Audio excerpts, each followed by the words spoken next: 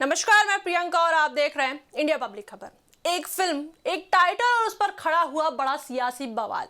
घूसखोर पंडित film अब cinema से निकलकर राजनीति के अखाड़े में पहुंच चुकी है। ब्राह्मण संगठनों के विरोध के बाद अब इस मुद्दे पर बसपा सुप्रीमो मायावती की एंट्री हो चुकी है। मायावती ने इसे ब्राह्मण समाज का अपमान बताते हुए केंद्र सरकार से फिल्म पर तत्काल प्रतिबंध लगाने की मांग की है।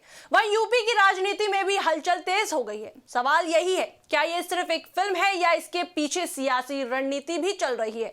आइए पूरी कहानी को विस्तार से समझते हैं।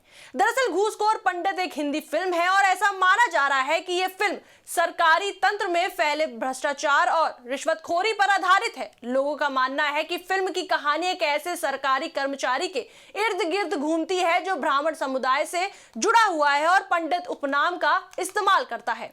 लेकिन विवाद फिल्म की रिलीज से पहले ही शुरू हो चुका है। जैसे ही फिल्म का टाइटल और टीजर सामने आया, ब्राह्मण समाज के कई संगठनों ने इसका विरोध शुरू कर दिया। दरअसल उनका कहना है कि पंडित शब्द ज्ञान, संस्कार और सम्मान का प्रतीक है। ऐसे शब्द के साथ घूसखोर जोड़ना पूरे ब्राह्मण समाज को बदनाम करने जैसा है। विरोध करने वालों का आरोप है कि फिल्म में पंडित को घुसपैठिया और व्यवस्था को नुकसान पहुंचाने वाला व्यक्ति के रूप में देखा गया है, जो सीधे तौर पर जाति सूचक और अपमानजनक है। फिल्म के खिलाफ सनातन रक्षक दल और अन्य ब्राह्मण संगठनों ने देश के कई हिस्सों में प्रदर्शन शुरू कर दिए हैं।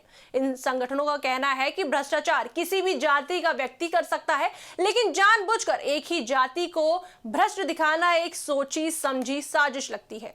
दरअसल उनका आरोप है कि फिल्म के पोस्टर और ट्रेलर में कुछ ऐसे दृश्य दिखाए गए हैं जहां पात्र को धार्मिक वेशभूषा और प्रतीकों के साथ गलत काम करते दिखाया गया है, जो धार्मिक भावनाओं को आहत करता है। वहीं मायावती द्वारा फिल्म पर प्रतिबंध की मांग को कई राजनीतिक जानकार ब्राह्मण कार्ड के रूप में देख रहे हैं।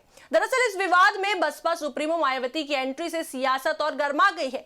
मायावती ने एक्स पर पोस्ट करते हुए कहा कि यह बेहद दुख और चिंता की बात है कि पिछले कुछ समय से न सिर्फ उत्तर प्रदेश में बल्कि अब फिल्मों में भी ब्राह्मण समाज को निशाना बनाया जा रहा है। उन्होंने आगे लिखा कि फिल्मों में पंडित को घुसपैठिया बताकर पूरे देश में ब्राह्मण समाज का अपमान किया जा रहा है, जिससे पूरे समाज में भारी रोष है। बसपा इसकी कड़े शब्दों में निंदा करती है। मायावती ने इसे जाति सूचक करार देते हुए केंद्र सरकार से मांग की है कि ऐसी फिल्म पर तुरंत प्रतिबंध लगाया जाए। उनका कहना है कि अभिव्यक्ति की स्वतंत्रता के नाम पर किसी समाज की भावनाओं को ठेस पहुंचाना गलत है। वहीं आपको बता दें, इस पूरे विवाद को राजनीति से जोड़कर भी देखा जा रहा है।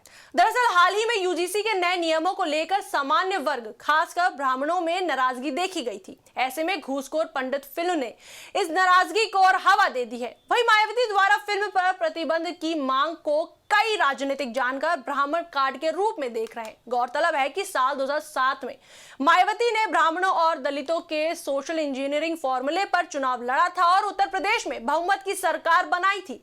इसलिए एक बार फिर मायावती का ये बयान उसी रणनीति की ओर इशारा करता है।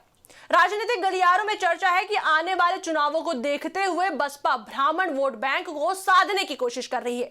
वहीं दूसरी तरफ भाजपा भी इस पूरे मुद्दे पर सतर्क नजर आ रही है। यूपी में ब्राह्मणों की नाराजगी को भांपते हुए मुख्यमंत्री योगी आदित्यनाथ ने फिल्म के खिलाफ एफआईआर दर्ज करने के निर्देश दिए हैं। इससे भाजपा की तरफ से ब्राह्मण समाज को यह संदेश देने के तौर पर देखा जा रहा है कि पार्टी उनके साथ खड़ी है। वहीं फिल्म से जुड़े लोगों का कहना है कि उनका इरादा किसी समाज या धर्म को अपमानित करना नहीं है। निर्माताओं का दावा है कि फिल्म एक काल्पनिक कहानी है और इसका मकसद सिर्फ भ्रष्टाचार के खिलाफ आवाज उठाना है। उनका कहना है कि किसी एक किरदार को पूरे समाज से जोड़कर देखना गलत है। वहीं सोशल मीडिया पर भी यह मुद्दा दो हिस्सों में बटा हुआ नजर आ रहा है। एक वर्ग फिल्म को अभिव्यक्ति की स्वतंत्रता का उदाहरण बता रहा है और कह रहा है कि हर कहानी को जाति से जोड़कर देखना सही नहीं है। वहीं दूसरा वर्ग फिल्म के नाम और कंटेंट को पूरी तरह आपत्तिजनक बताते हुए प्रतिबंध की मांग कर रहा है।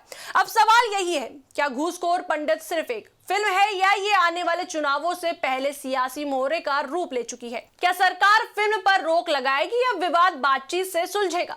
और सबसे अहम, क्या सिनेमा में सामाजिक जिम्मेदारी की सीमा तय होनी चाहिए? फिलहाल घूसखोर पंडित फिल्म नहीं बल्कि राजनीति और समाज के टकराव की कहानी बन चुकी है। आने वाले दिनों में इस पर सरकार और कोर्ट क्या फैसला लेते हैं, इस पर सभी की नजरें टिकी हैं। इस पर आपकी क्या राय है, हमें कमेंट सेक्शन में जरूर बताएं। वीडियो को लाइक करें, शेयर करें, हमारे चैनल को सब्सक्राइब करें।